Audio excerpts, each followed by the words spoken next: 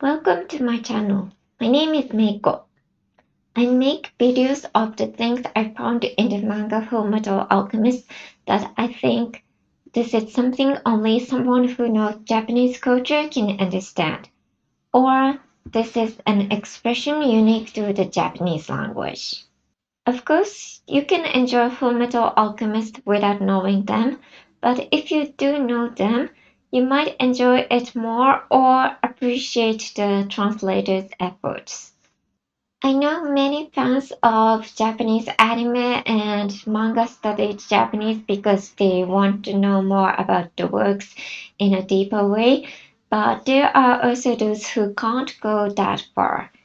And even if you have studied Japanese, it is difficult to understand the detailed nuances of it. So I hope my video will be useful for both those who have studied Japanese and those who don't have the chance to study Japanese. In today's video, I will talk about things from volume 5 of the manga FULLMETAL Alchemist. Let me start with the titles for each chapter. 第17話、にわか景気の谷。The word にわか means sudden, and the word 景気 means lively economic activity, and tani means valley. Winley describes Rush Valley this way. As the name にわか景気の谷 implies, the town grew rapidly as it developed prosthetic technology during the Civil War in Israel. So I think the English chapter title could be Rush Valley. Next, 第18話、誠意の価値。The word 誠意 is sincerity and 価値 is value. So I think it can be translated as the value of sincerity. Next, 第19話、あんたたちの代わりに。あんた is a kind of second person in Japanese. Actually, there are many first person in Japanese, but there are also a variety of second person. Among them, anta is a second person that has a slightly casual impression and is used to refer to someone with whom you have a relatively close relationship. This is the second person that Willie uses for ed and ao. The word tachi indicates that there is more than one. For example, when the Japanese word watashi is used, it basically refers only to myself. On the other hand, saying watashitachi with tachi indicates me and someone, who may be one person or many more. Kawarii ni means on behalf of. Next, 第20話、先生の恐怖。This is what I already talked about in the video about volume 1, but this kanji is usually read as 師匠, which means master, while sensei is usually written in this kanji. The word sensei is often translated into English as teacher, but in Japan, sensei is used not only for school teachers, but also for doctors, mangaka, and many other people of various professions and titles. We also sometimes address a master as sensei, which I think is why the kanji for master is read as sensei. And the word 恐怖 means terror in English.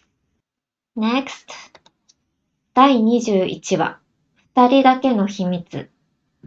The word 二人 means two people, and the two here are ed and ao. The word だけ is sometimes translated as only, and the next word 秘密 is secret, so it means a secret between only two of us. The word 秘密 can be written in kanji like this, but here it is written in hiragana.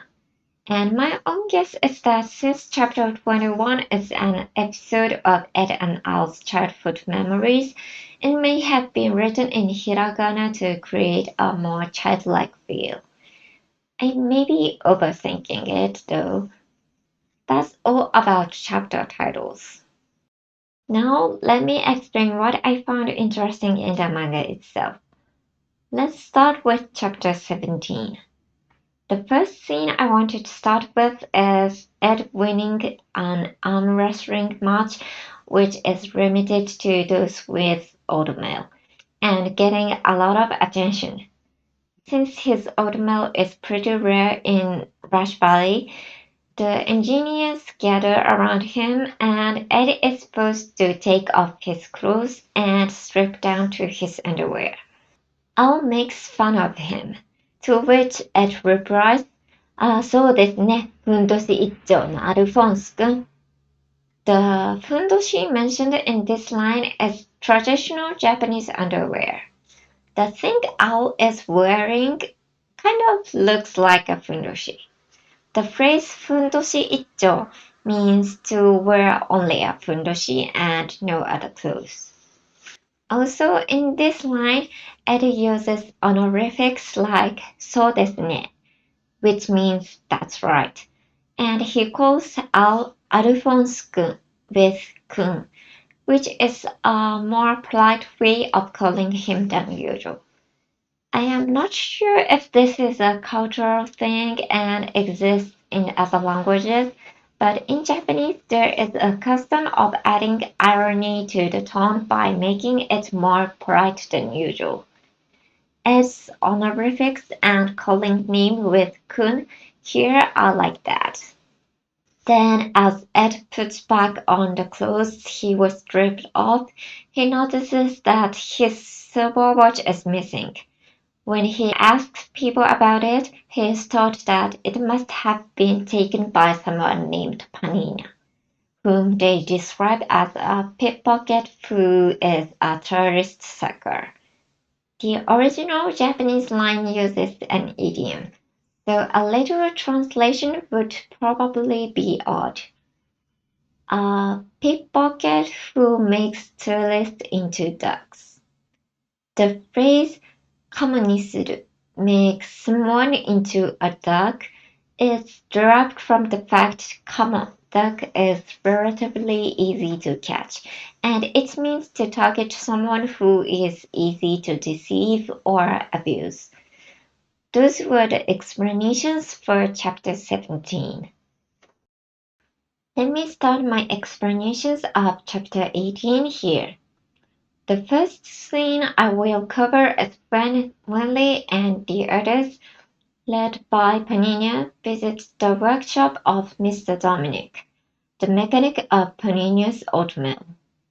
Dominic says about Panina's oatmeal, a culveling gun is a romantic thing for a man.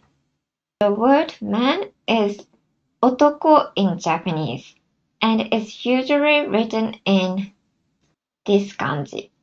However, in Dominic's dialogue here, this kanji otoko is used. It is true that this kanji originally meant man, but it is usually read as kan in Japanese. In recent years, this kanji is often read as otoko in some manga and stuff. The difference between otoko written in this kanji and otoko written in ordinary kanji may vary from person to person, but I personally get the impression that this kanji otoko is an ideal man, like the man, or maybe an overly enthusiastic man. If I will choose from the character in FULLMETAL Alchemist, I would say Major Armstrong is the closest in both the positive and negative sense. Moving on to the next. Impressed by Dominic's oatmeal, Miller asks to become his apprentice, but Dominic immediately refuses her. Then Ed, who dreams of an oatmeal that will make him taller, tries to support Willie. Ed, who is smoking at that moment, is holding the box along with the fan, and on the lid of the box is written in Japanese, Yamabuki-iro no kashi. The literal translation is golden yellow colored sweets. This is a kind of secret language that is often used in historical dramas or parodies of historical dramas, where a koban, a gold coin, filled in a box of sweets, is handed over while saying, "It is Yamabuki-iro no kashi." So the word Yamabuki-iro no kashi reminds Japanese people of bribery. Also, at that time, it called Dominic Chacho, which is a literal translation of president of the company. Since president is a high position, in Japan we say shacho when we are trying to flatter the other person. Whether or not the person is really the shacho does not matter, but it is too stereotypical a form of flattering to be used in everyday life. It is only used as a joke or in manga like here. The next scene is a small scene, but when Satella's husband Little rushes up to her and asks if she is okay, Satella says, uma. In the next panel, we'll see that Satella meant to say umareru, which in English means it will be born. But when split up by uma, the Japanese word uma means horse. So when Sadera said uma in the previous panel, Little asked back, uma? Horse? Of course, this is the case in the Japanese version, and I guess when translated into other languages, the line will be completely different. But as I recall, in the anime, in that scene when Little, or maybe it was all of Ed and the others in the anime, says horse. I think there was a little animation of a horse clip clopping. I think those of you who watched in other languages might have wondered why the horse all of a sudden. So that was the reason. Well, that's all for chapter 18. I will then move on to explaining chapter 19. Actually, there was not much that caught my attention in chapter 19. Just one thing. In the scene where the doctor comes in after Winley has safely delivered the baby and they are all talking peacefully, Dominic thanks Winley, and at seeing that, suggests to Dominic that he take Winley as an apprentice. Here in Japanese, when Ed is talking to Dominic, he says, どうでげす, 社長. Shacho means president of the company, as I mentioned earlier about chapter 18. The phrase どうでげす before that is どうです in modern ordinary language, which is used when people suggest something to another person. And it is like how about blah blah blah in meaning. Degesu seems to be one of the dialects of the Edo era and was mainly used among male merchants. It is a polite expression, and the image I have of it is that of something used to humble oneself or to get in the good mood of someone in a high position. So since Ed is in the position of asking Dominic to take Winley as apprentice, it fits the situation well. That's all I have to say about chapter 19. But feel free to comment if you have any questions. Let me start my explanations of chapter 20 here. First, there is a scene at the beginning of the chapter in which Ed, as a child, looks behind Hohenheim's back while he is at his desk. In Ed's monologue that is added to the page, He refers to Hohenheim as Aizu. Aizu is like he or she in English, but you can use it for both men and women. In Japanese, there are words like kare and kanojo that are equivalent to he and she, but they are not often used among family or friends. They are rather polite. The word kare also means boyfriend and kanojo also means girlfriend, so they are often used in that sense. Returning to aizu. Aizu is sometimes used to refer to someone you despise. On the other hand, it can also be used to refer to someone you are particularly close to, so it depends on the context. Here, I imagine that Ed is using Aizu because he despises Hohenheim and does not want to call him father or even by name. Next is an entrance scene of Izumi. Izumi welcomes Ed and Al roughly and coughs up blood. Sig offers Izumi some medicine. Then they hug. I'm always sorry. You promised not to mention that. Darling, this conversation sometimes appears in historical dramas, or perhaps more accurately, in parodies based on such dramas, between parent and child, or husband and wife. The one with the illness or some other problem apologizes and says, I'm always sorry. And the other one replies, you promised not to mention that. It is like a stock phrase. Come to think of it, this kind of thing, which is a classic of historical dramas and their parodies, appears a lot in Fullmetal Alchemist. Maybe Arakawa sensei likes them. Moving on to the next. Ed and Al tell Izumi and the others about their trip, including the story of attending a childbirth in Rush Valley. Al tells them that he helped pick up the baby, but Ed says that he and Al was just upset. Al laughs and says that's what they mean when they say 案ずるより産むが易し.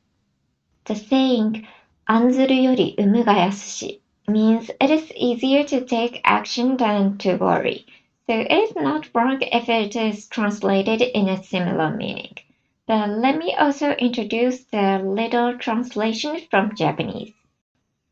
First of all, 案ずる means to worry about this and that, and より is a particle used in comparison. Then 産む means to give birth, and 易し means easy. So the whole phrase means it is easier to give birth than to worry about this and that. As may be obvious, the origin is childbirth. However, as an expression of saying, it is often used for things other than childbirth, in the sense of it is easier to take action than to worry about this and that, as I mentioned earlier. That is to encourage someone who is hesitating to take action or who is nervous before an exam. On the contrary, nowadays it may be necessary to be careful when using this expression to talk about childbirth. It may be used by a woman who has given birth to encourage someone who is going through childbirth for the first time, but it may be considered insensitive for a man to use it.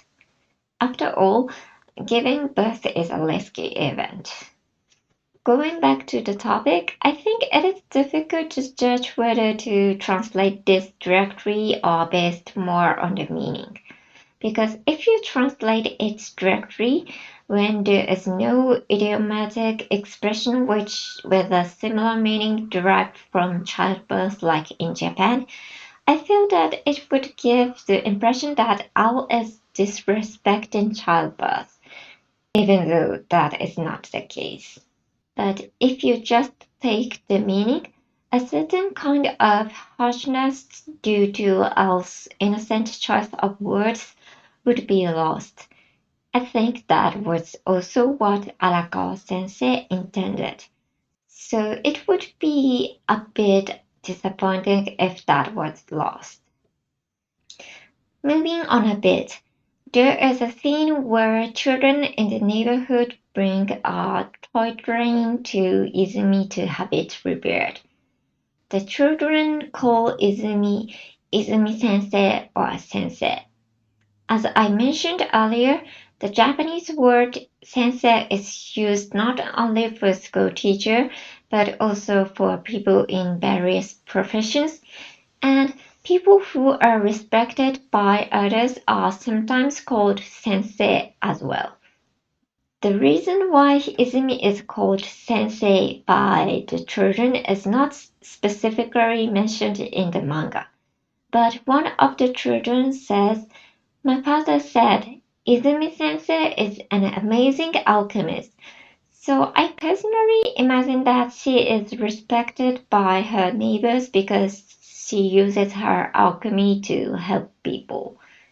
It's just my headcanon. Besides, when an al call Izumi, it is written Shisho, master, and is read as sensei.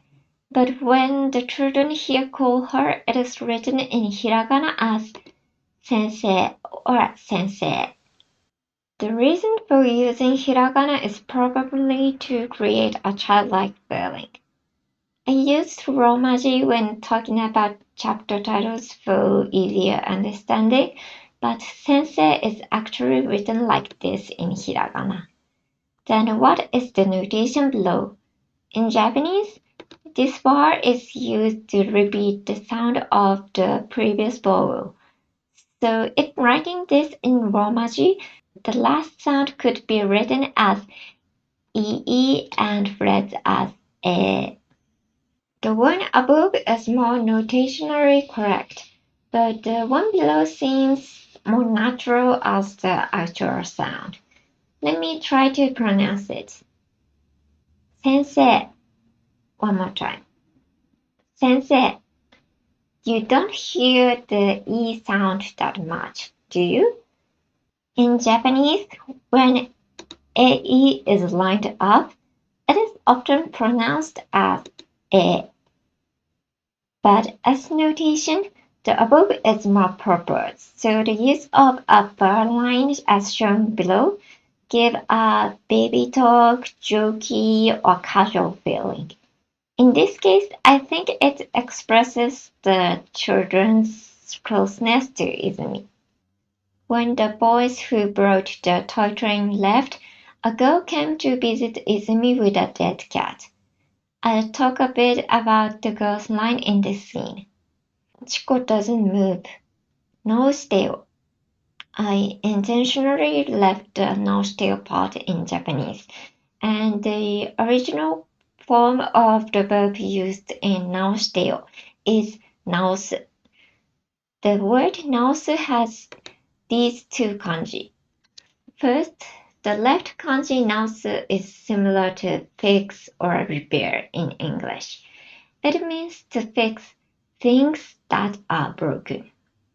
On the other hand, the right kanji naosu would be heal in English. It means to heal a disease or injury of a person or animal. Therefore, the right kanji naosu should be used for Chiko the cat. But in the girl's line, the left kanji naosu is used. I am sure that this is not a typo or misprint, but rather an intentional use of the left kanji to indicate that the girl does not yet understand much about life. So when translating into English or other languages, it would be better to use words like fix or repair instead of heal, which I believe it does. Those were the explanations for chapter 20. Here comes the last chapter of volume 5, chapter 21. First, let's look at the scene where Ed and Al are praised by Tricia in a flashback. The monologue says, "It was a simple thing. My mother praised us. That was the only thing that made us happy, and we became absorbed in alchemy." In the dialogue here, the word for mother is written as "kasan" in Japanese, perhaps because the present Ed is looking back on the past. On the other hand, on the same page where several memories of Ed and Al's time with Tricia are shown, the word "okasan" is used. On the next page, when Ed and Al call out when they find Tricia corpse, the way mother was expressed was also "okasan." First of all, you cannot use it for every word, but basically in Japanese, adding "o" makes the word more polite. Therefore, "okasan" can be said to be more formal than "kasan," but "okasan" is also not necessarily too formal. There are several words in Japanese that refer to mothers that are more formal. So when translating into English, mom is fine for both "okasan" and "kasan." One of the reasons "okasan" seems more childish than "kasan" here is that it is written in hiragana instead of using kanji. And I think the slightly blunt way of saying "kasan" might sound more like a teenage boy. I talked a little bit about how Ed and Al call their mothers. And I also want to talk a little bit about how Al called Ed when he was a little kid. In one of my videos, I once talked about Ed, Al, and Willie's first persons and how they call each other. In that video, I mentioned that when Al calls Ed, he calls him Nisan in Japanese. But actually, in the scene where they are sitting in front of Tricia's grave, Al calls Ed Ni-chan. In the continuation of the flashback, when the river breaks and they meet Izumi, Al calls Ed Ni-san. So the only time he uses Ni-chan is probably in the scene in front of the grave. I think it is not a typo or anything like that, but rather an intentional attempt to make him appear younger than usual. Because using Chan gives the impression of being younger than San. I don't know the exact passage of time in the story, but it seems that several years passed between Tricia's death and Izumi's stop in Resemble. So it's not so strange if the way Al calls Ed changed during that time. Another thing from the scene where Ed and Al are talking in front of the grave. This is where Ed mentions a homunculus. The word homunculus is the same as philosopher's stone and was not created by Arakawa sensei but comes from a Western legend. And I think it appears in various works other than FULLMETAL ALCHEMIST.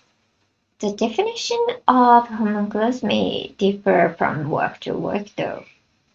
The word homunculus is not very common in Japan. Perhaps this is one of the reasons why homunculus is written here in the form of kanji with katakana homunculus in its dialogue. There is a thing called homunculus in alchemy books. The kanji are these. It is usually read as Jinzo Ningen, and the literal translation is artificial human. It makes it very easy for Japanese to catch the concept of homunculus at a glance. Moving on a bit, in the scene where Ed and Ao asks Izumi, who stopped the flood damage with alchemy, to become their master and take them as apprentices, at first Ed said, "Oba-san, take us as your apprentice." In Japanese, it is like this. おばさん、俺たちを弟子にしてよ。But when he sees Izumi getting angry, he corrects his words. After the correction, the Japanese version goes like this. 弟子にしてください、お姉さん。The first 弟子にしてよ was a casual way of speaking, while the ください in the next 弟子にしてください was more polite and had a similar meaning to please in English. And if you compare おばさん and お姉さん in the first and the next, お姉さん is generally used to refer to women who are younger than おばさん.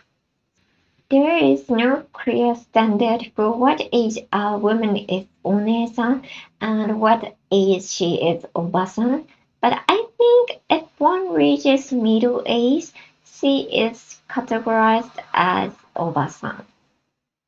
Also, the age difference between the calling person and the called person has a lot to do with things.